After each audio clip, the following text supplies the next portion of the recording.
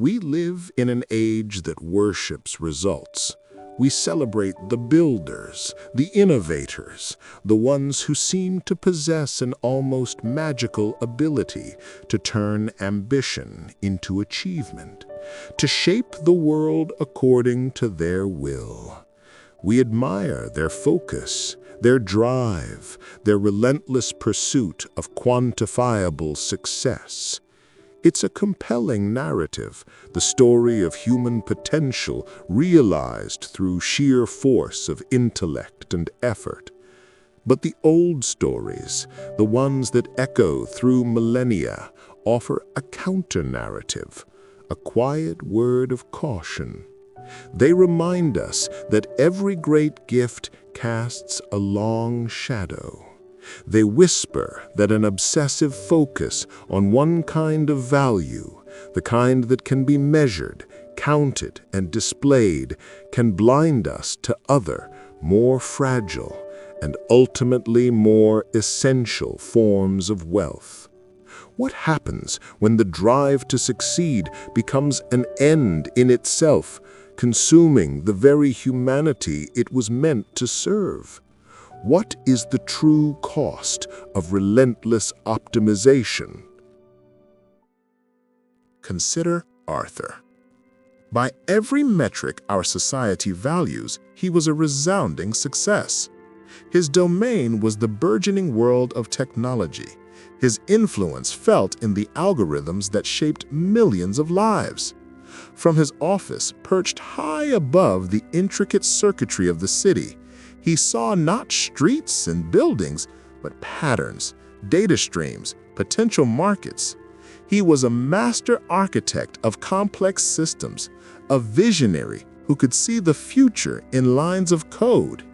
His posture, silhouetted against the vast panorama of his achievements, radiated a quiet, unshakable confidence.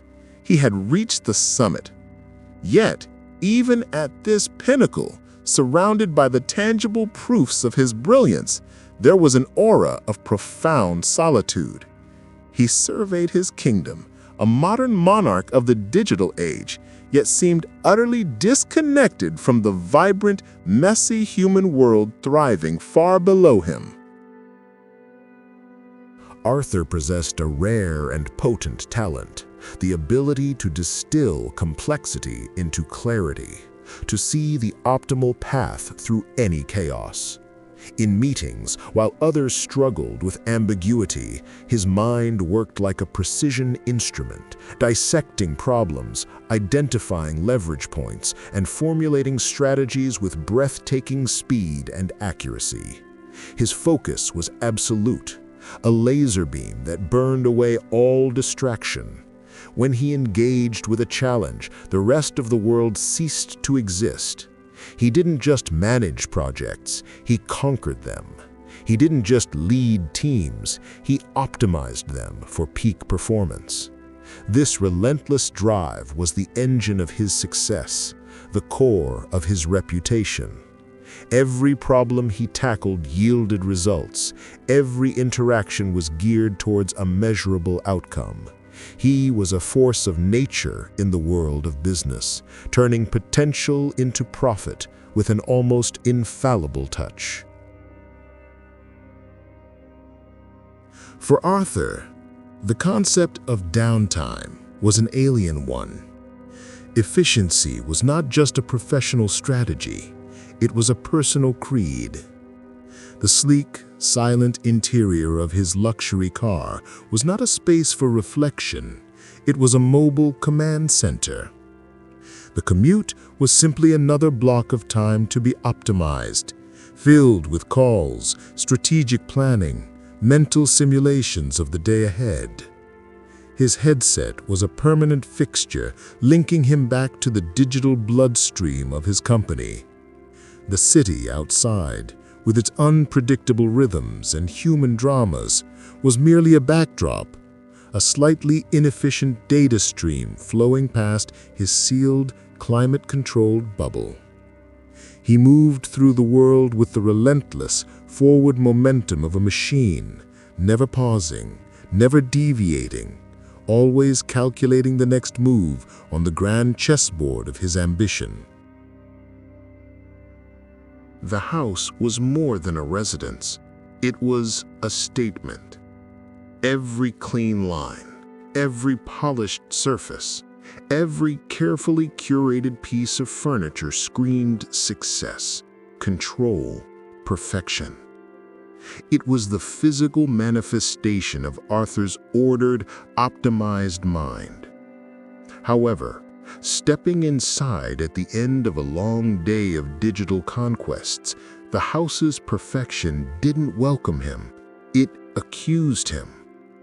The silence wasn't peaceful, but a deafening void that amplified his own loneliness.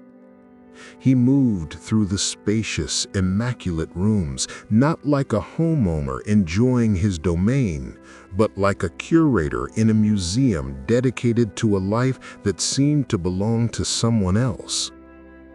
The cool light flooding through the vast windows didn't illuminate a home, but exposed the sterility of a success that had cost more than he had ever calculated.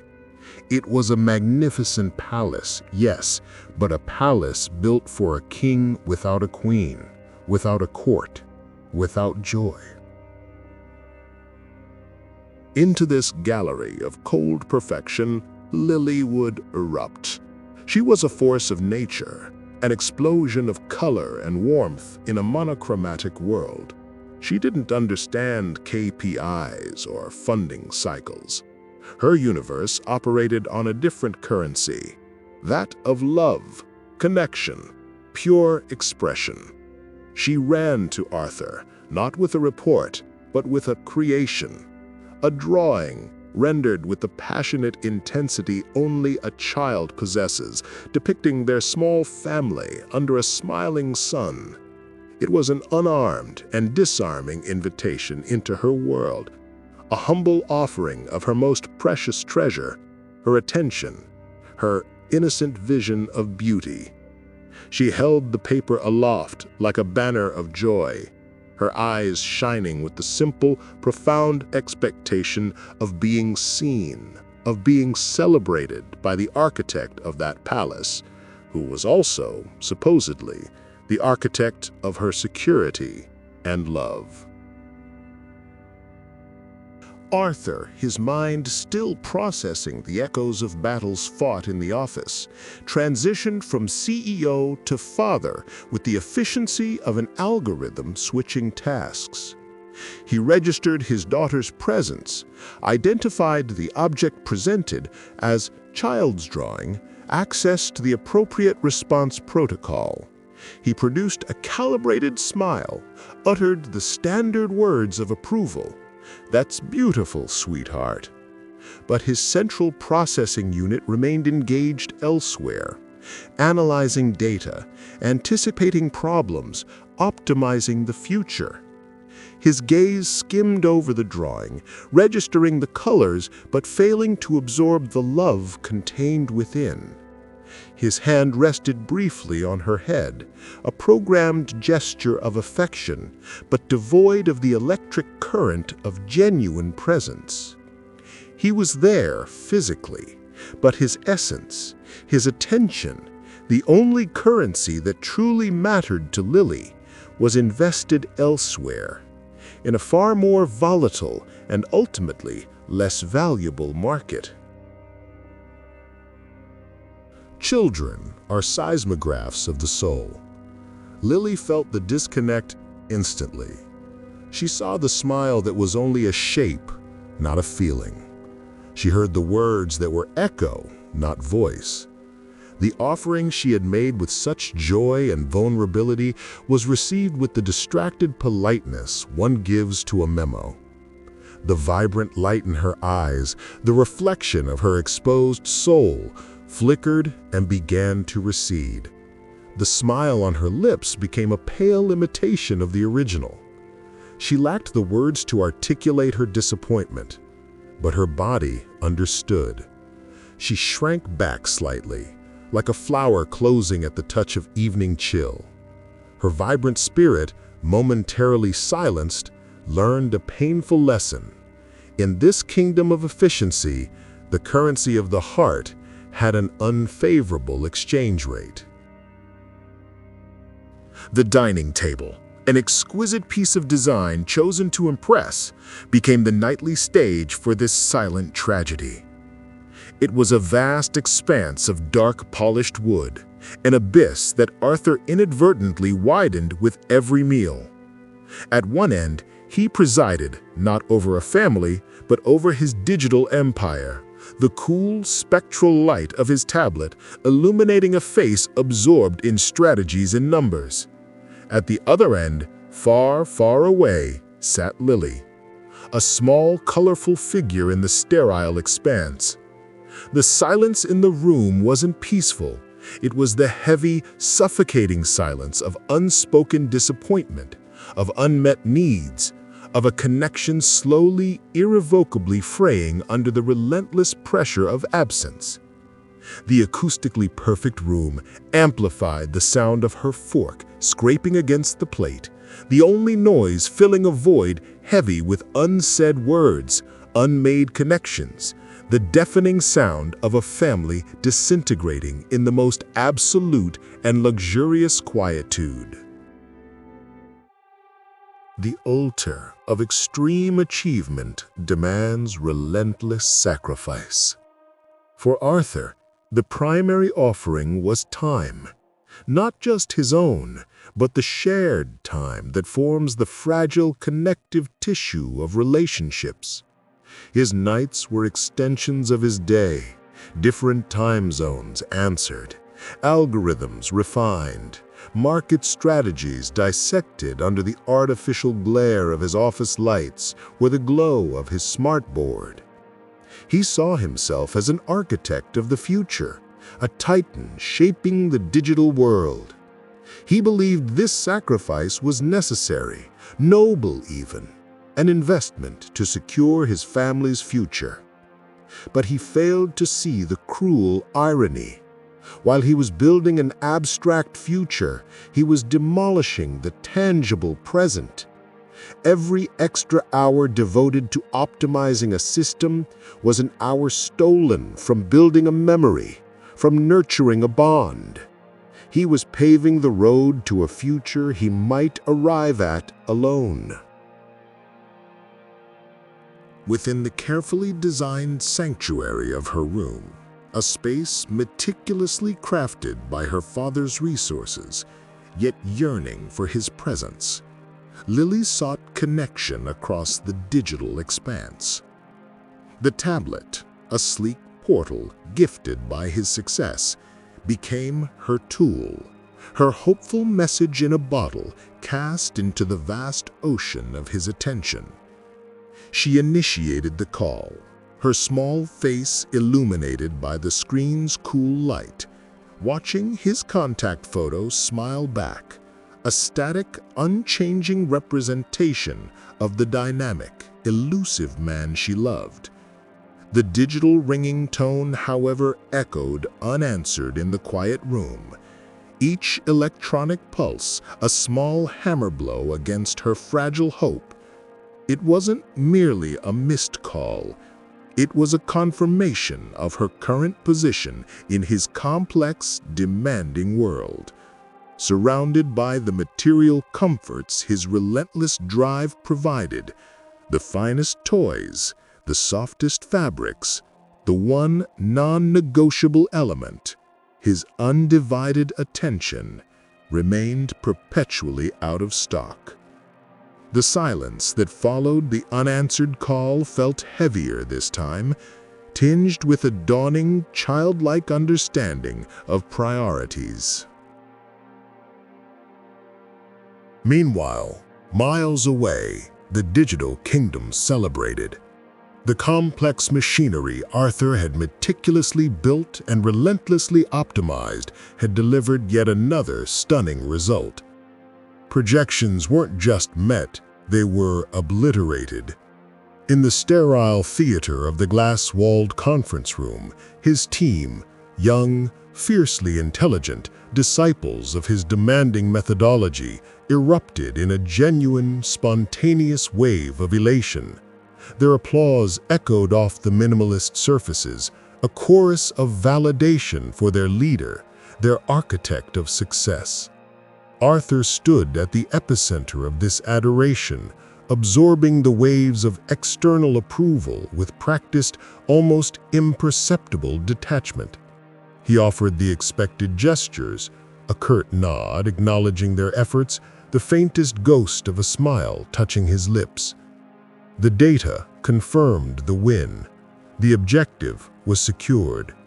Yet, beneath the calm exterior, a strange and unsettling dissonance resonated. The expected surge of triumphant feeling, the visceral thrill of conquest, was conspicuously absent, leaving behind a curious, almost clinical emptiness. The summit felt unexpectedly barren. Back in the quiet theater of his home office, amidst the gleaming chrome and cool glass surfaces dedicated to his relentless productivity, lay a small, powerful counterpoint: Lily's drawing. It wasn't displayed or archived, it simply existed, an artifact marooned on the shore of his attention. The once vibrant crayon colors seemed slightly muted now, the paper bearing the faint circular stain of a coffee mug placed carelessly upon it during some late-night strategic session. It was a fragment of a different operating system, a piece of raw, unprocessed emotional data that his highly optimized mental framework had failed to categorize, failed to prioritize, failed even to truly see. It sat there, a silent, eloquent testament to the growing chasm between the intricate, abstract world he commanded and the simple, tangible world of connection he was letting slip through his grasp. It was a forgotten flag planted on conquered, yet desolate territory. Her petitions for his presence had learned the language of caution. Lily no longer burst into his space with the uninhibited energy of childhood. She paused at the doorway of his home office, a small ambassador from the realm of feeling, waiting to be acknowledged. In her hand, she held the brightly colored notice for the school play, not just a piece of paper, but an invitation, a plea for his witness. It represented weeks of earnest practice, a small act of bravery she wished to share. Arthur, however, was deep within the labyrinthine corridors of a high-stakes negotiation, his mind navigating the complex terrain of leverage and compromise, the phone a conduit to his primary reality. The quick, almost unconscious hand gesture, the raised palm, the mouth, 1 minute, without even turning his head, was a deeply ingrained reflex, a firewall protecting his zone of intense concentration. For Lily, however, it was another small, sharp confirmation. The urgent always trumped the important. The school gymnasium, transformed by crepe paper streamers and youthful enthusiasm, felt like the grandest stage in the world. For Lily, standing in the makeshift wings, the familiar scent of floor wax mingling with the electric tang of stage fright, this was more than just a play. It was a declaration, a performance aimed at an audience of one. The simple costume felt heavy with significance. The memorized lines felt like sacred text. The culmination of weeks of rehearsals wasn't about achieving theatrical perfection. It was about earning a specific gaze, a specific nod of approval from the sea of shadowy faces beyond the footlights. As the cue for her entrance approached, her small heart pounded a frantic rhythm against her ribs. She took a deep breath, plastered on a brave smile, and stepped into the spotlight, her eyes already scanning, searching, hoping. Her moment arrived. She delivered her lines, her voice small but clear in the cavernous room. And while she spoke the words meant for the play, her eyes performed their own desperate search pattern. They swept across the rows, ignoring the polite smiles of strangers, homing in on the coordinates she had mentally rehearsed, the spot she had pointed out to him.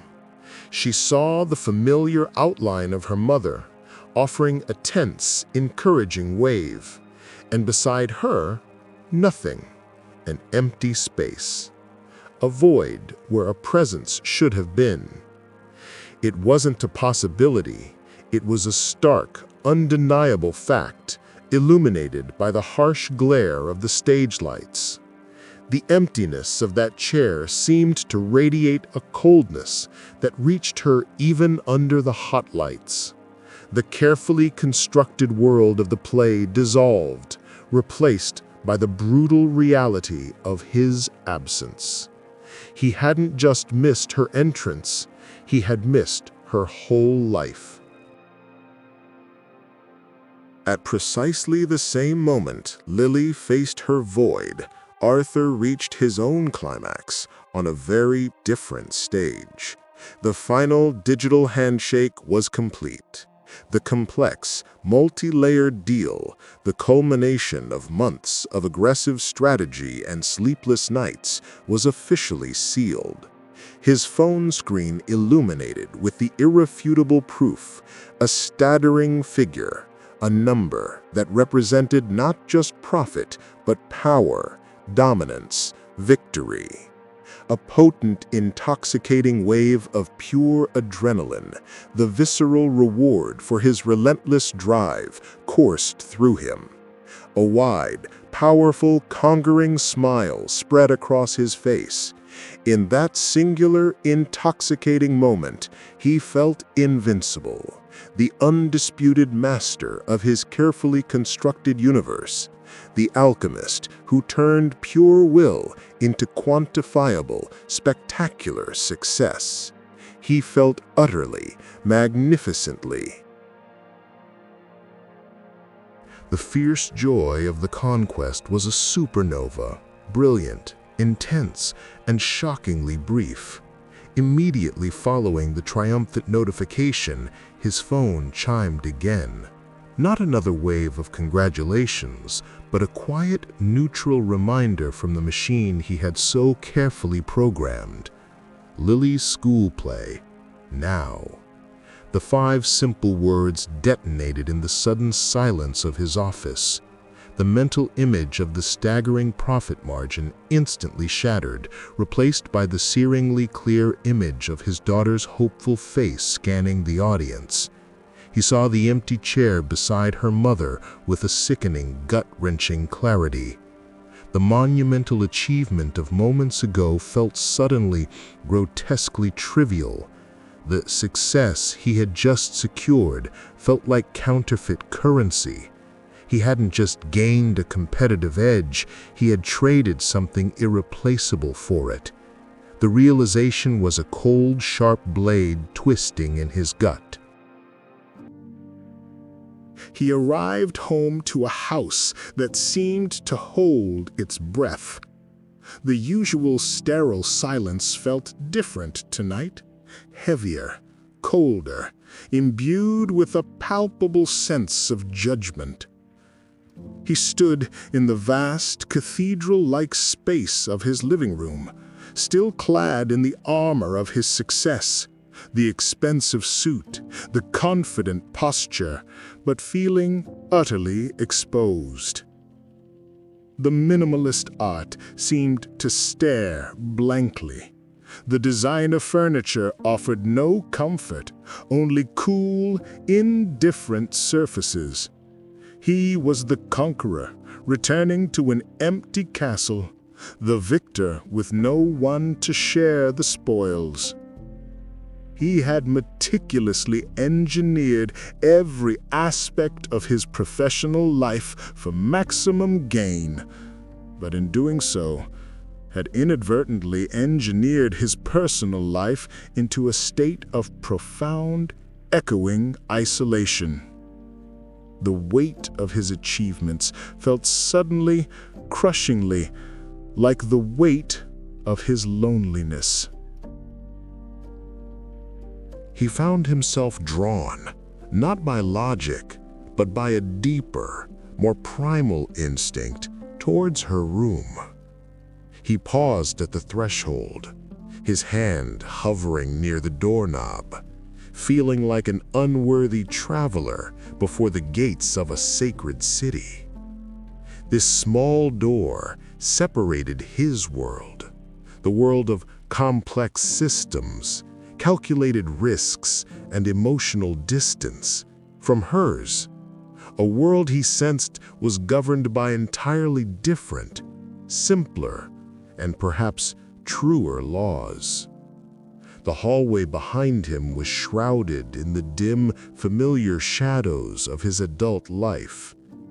From beneath the door, however, leaked a thin ribbon of soft, warm light, the gentle, unassuming glow of her nightlight. It seemed to beckon him towards a forgotten language, towards a warmth he had starved himself of for far too long. He hesitated, paralyzed by the chasm between the man he was and the father he should have been. He pushed the door inward, the faint sound seeming amplified in the hushed quiet. The soft light revealed the familiar landscape of her childhood, but tonight his eyes saw it differently.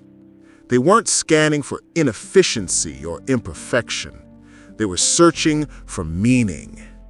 His gaze fell upon the wall, adorned with her artwork.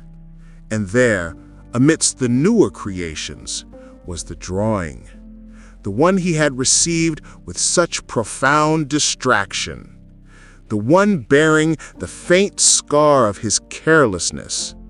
It hadn't been discarded. It had been smoothed, perhaps, and given a place of prominence. He moved towards it, compelled. He reached out, his fingers, usually tapping on glass or signing documents, gently, reverently, traced the uneven crayon lines of the smiling sun. This fragile piece of paper felt like the Rosetta Stone to a lost civilization, a key to deciphering the true, unquantifiable value he had so blindly ignored. His phone vibrated against his thigh, a phantom limb demanding attention. A notification blinked. Emergency board meeting, commencing immediately. The familiar siren call of crisis, the addictive pull of being indispensable.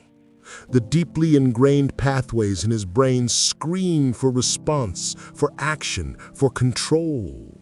His identity as CEO, the persona he had cultivated so meticulously, demanded he answer the summons.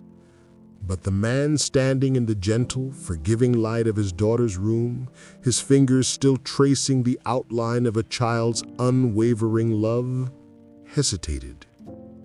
He looked at the urgent demand flashing on the screen. He looked back at the drawing on the wall. He weighed the two realities. Then, with a quiet finality, a gesture that felt both terrifying and liberating, he pressed decline. He chose the paper over the urgent pixels. He chose presence. The next afternoon felt like venturing onto uncharted territory. He sat on the floor of her room, the low perspective unfamiliar, the plush rug surprisingly soft. He felt exposed, stripped of his usual armor of authority and expertise.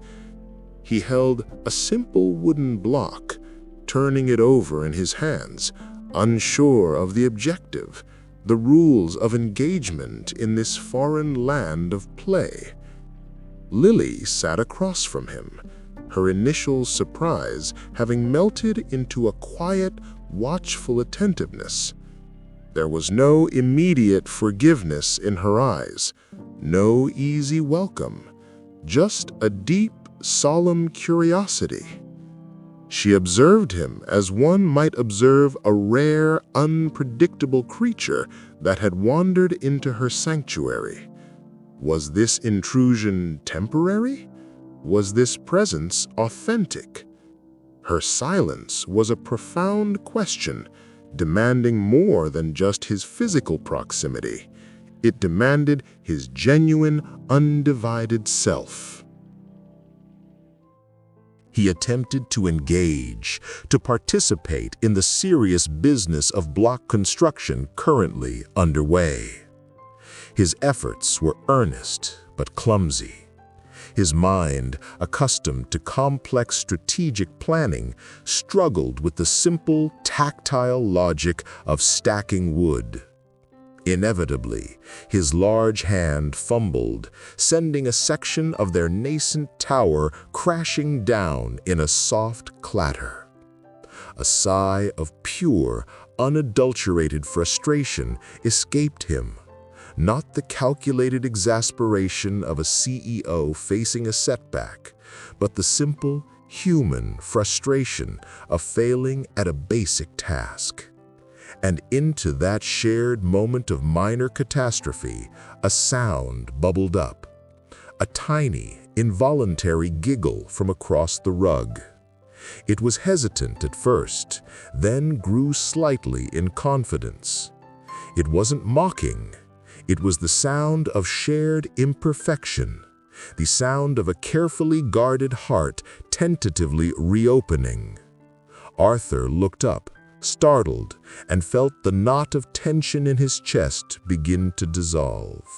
A slow, genuine smile, unburdened by strategy or expectation, finally touched his own lips. That shared giggle was the permission he needed. The formal distance evaporated. Lily, sensing the shift, the authenticity in his smile, moved closer.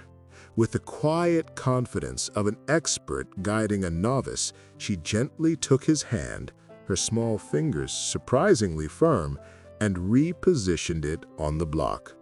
"Like this, Daddy," she murmured. The simple instruction, the casual touch, landed on Arthur with the force of a revelation. He felt the warmth of her hand, registered the slight pressure, noticed the intricate patterns on the wooden block. His hyper-analytical mind finally fell silent. There were no metrics to track, no outcomes to optimize. There was only this moment, this shared, tactile reality. He wasn't performing fatherhood, he was experiencing it. He felt a profound sense of arrival, as if he had been traveling for years and had finally, unexpectedly, found his way home.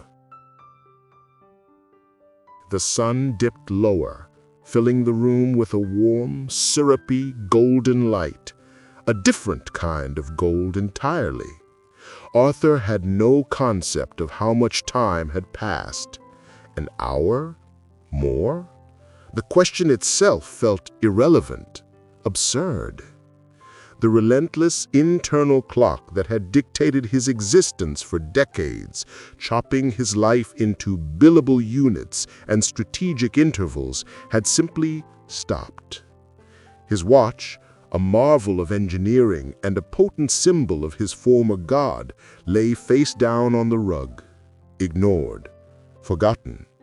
He was operating under a new chronometer now, the fluid, unquantifiable rhythm of shared presence.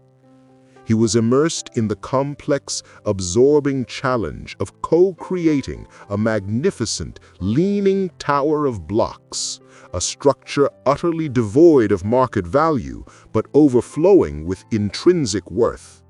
He was learning, block by block, the profound paradoxical value of wasted time.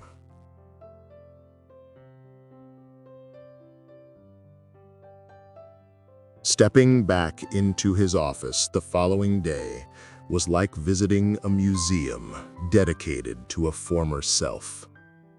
The space was still impressive, the view still commanding, the technology still cutting edge. But it felt smaller, less significant. The powerful magnetic pull it had always exerted on him, the feeling that this room was the absolute center of his world, had noticeably weakened.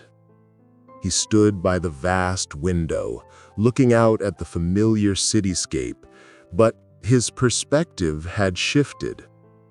He no longer saw just a landscape of opportunities and competitors. He saw a complex tapestry of human lives, each with their own dramas, their own connections, their own crooked towers of blocks. His kingdom hadn't shrunk. His understanding of what truly constituted a kingdom had expanded exponentially. The silence of the office no longer felt like focused power. It felt like absence. He began a conscious, deliberate recalibration of his life's portfolio. He started divesting from the high-yield, high-stress stocks of constant achievement and reinvesting in the slow-growth, high-value bonds of human connection. Late nights fueled by caffeine were gradually replaced by early evenings punctuated by shared meals and bedtime stories. Impromptu weekend strategy sessions gave way to unplanned Saturday afternoons in the park. He didn't abandon his work. His talent was too intrinsic for that. But he reframed its purpose. It was no longer the sole measure of his worth, but an engine to fuel a richer, more balanced existence. He discovered a new, more sustainable form of wealth, measured not in dollars or data points, but in the frequency of genuine laughter, the comfort of shared silence, the simple, profound dividend of being truly present in his own life. He watched her, not with the distracted gaze of a busy executive, but with the focused, absorbed attention of a devoted father. He saw the fleeting expressions cross her face as she played, noticed the small details of her gestures, listened not just to her words, but to the feelings beneath them. The old analytical filters, the constant urge to optimize or correct, had dissolved. He was simply witnessing her, appreciating the unique, unrepeatable miracle of her being. This presence brought with it a profound sense of peace, a quiet contentment that no successful IPO or market disruption had ever provided. He hadn't lost his ambition. He had simply found its proper target. Success wasn't conquering the world. It was cultivating his own small, precious garden within it. He looked at his daughter, truly saw her, and recognized the infinite, unquantifiable fortune he already possessed. Arthur's journey, then, serves as a poignant contemporary echo of a timeless human story. It reminds us that our most celebrated strengths, our drive, our focus, our capacity to achieve and build, possess an inherent duality.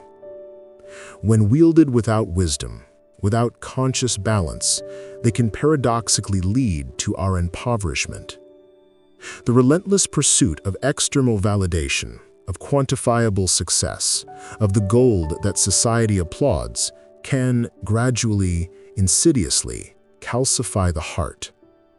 It can render us numb to the subtle, immeasurable frequencies of love, connection, and simple shared existence.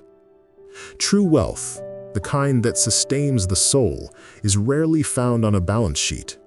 It resides in the quality of our attention, the depth of our empathy, the courage to prioritize presence over productivity. So consider the intricate systems you navigate in your own life. What are you optimizing for? And in that relentless pursuit, what essential human treasures might you be inadvertently turning to cold, lifeless artifacts?